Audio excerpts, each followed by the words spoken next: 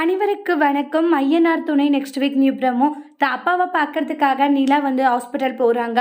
அங்கே ரொம்பவே கோவப்படுறாங்க நிலாவுடைய அம்மா. அம்மா, அப்பா எப்படிமா இருக்காங்க? அம்மா, அவங்க உயிரோடு இருக்கிறதும் இல்லாததும் ஒன்று தான்றாங்க. இன்னும் இப்படி சொல்லிட்டேன்றாங்க. என்ன, அவர் இந்த நிலைமை இருக்கிறதுக்கு காரணமே நீ தான். ஆனால் இப்போ என்னடனா ரொம்ப நல்லவன் மாதிரி பார்க்கறதுக்கு வேறு வந்துட்டு இருக்கன்றாங்க. ஏதாச்சும் சொல்லிட போகிற, ஒழுங்கு மரியாதையா இங்கேருந்து கிளம்பி போயிடுன்றாங்க. அம்மா, என்னம்மா இப்படி எல்லாம் பேசிட்டு இருக்க? பின்ன வேற எப்படி பேசுவாங்கன்றாங்க.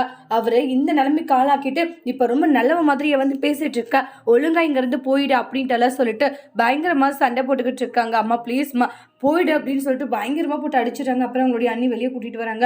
இங்க பார், எதுக்கு நீ இப்படி பண்ணிக்கிட்டு இருக்க? நீ ஃபர்ஸ்ட் இப்போ அத்தியோட கோவம் கொஞ்ச நாள் போட்டோம்.